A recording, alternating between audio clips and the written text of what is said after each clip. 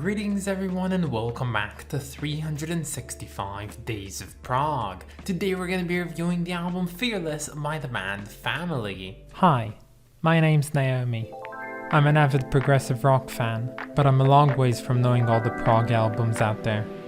But this year, I'm gonna give it a try. This is 365 Days of Prog. So firstly, before I start off this video, I just want to say that today is episode 336 of 365 Days of Prog. And well, looking at it, 30 days from now, including today, we will be airing the final episode of this series, which, if you don't know, discusses The Lamb Lies Down on Broadway by Genesis. Yes, a very special occasion, and honestly, I don't know why I'm saying this, but just the fact that there's only 1 month left it's mind-boggling. You know, I never thought I could do this, yet here I am, and I'm so freaking happy about it. So yeah, just wanted to point that one out. Anyway, here are some of my favorite bits from this album. That's why we all laugh and sing whenever we all feel new. You should see the way we grin whenever you feel it too.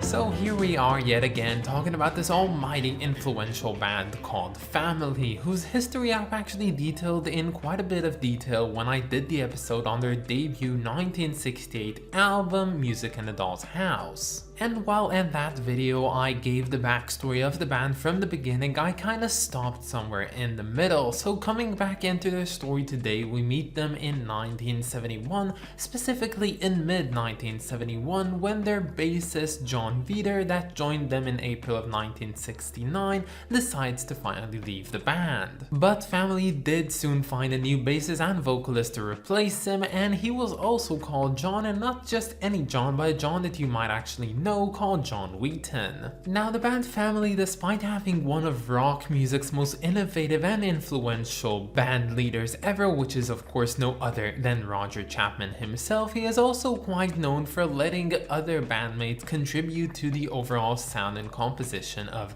his own band, Family that is. And when John Wheaton joined the band, he not only brought forth his bass playing, but also his amazing vocal skills and of course his writing and composition skills, which were fully embraced by Chapman as well as the rest of the band. And this new incarnation of Family, assembled in mid-1971, would go on to create their 5th studio album in quite a short time actually. They released it in that same year, but in October, and it would be called Fearless. And this album features what you might expect from this band already, this sort of proto-prog acid folk intrinsically in the sound that they have. But when it comes down to it, these guys are not what I would call progressive rock per se, yet 2 of their albums made it onto the list. So why is that the case? Why are they so interlinked with progressive rock? Well, the question of Family's relations to progressive rock is a long-running question, which honestly to me I feel like there's just 2 main points of answer to this one, and it has to revolve around the subjective view of things and the objective view. You see, as some viewers of this channel were kind enough to point out in my last Family video that I did down in the comments, it's really relative to who you are and how you perceive this band.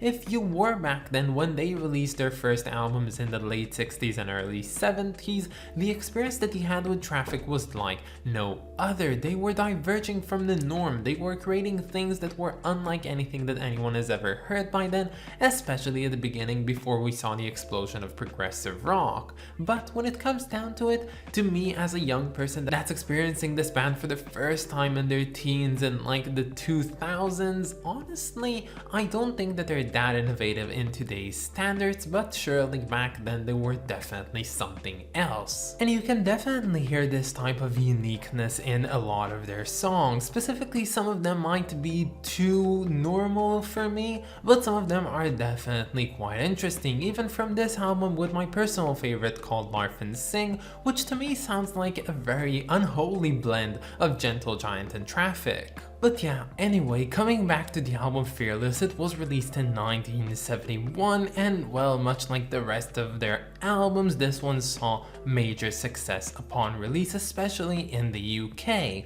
But the most important thing about this one to remember is that it not only succeeded in their home country of the UK, but it actually also made waves in the US, which is something that has not really happened for this band by this point yet. And well, it was so successful in the US that it even managed to reach the Billboard 200 and top at the 177th place and stay there for no less than 7 weeks. Now afterwards in 1972, the band would go on to produce and record and release their 6th studio album called Bandstand, also including the same lineup of people.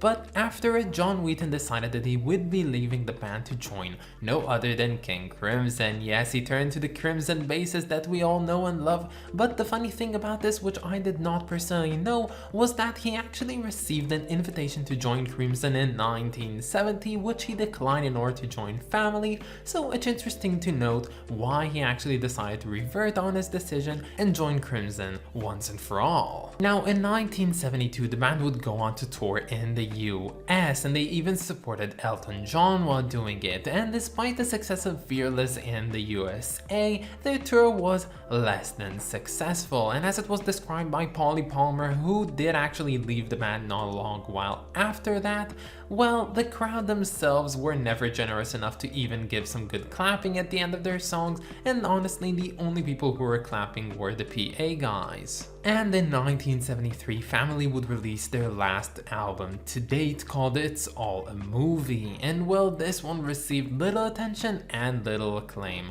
respectively, and well, after trying to do some more things, they saw that things were just not working for them, and each member already started developing their own unique musical path outside of Family. So towards the end of that year in 1973, Family played their last show in their origin town, which they founded all those years back in Leicester, UK, and then promptly broke up. Now, after a whole 40 years after several of Family's ex-members lost their lives, the band would decide to form a reunion and do a single show, and said show sold all its tickets so quickly that they had to schedule yet another show, and at that show they played a lot of their classics and people had a great time, and they also paid quite a bit of tribute to those who were not with them anymore, whether they be dead or just not present for the occasion.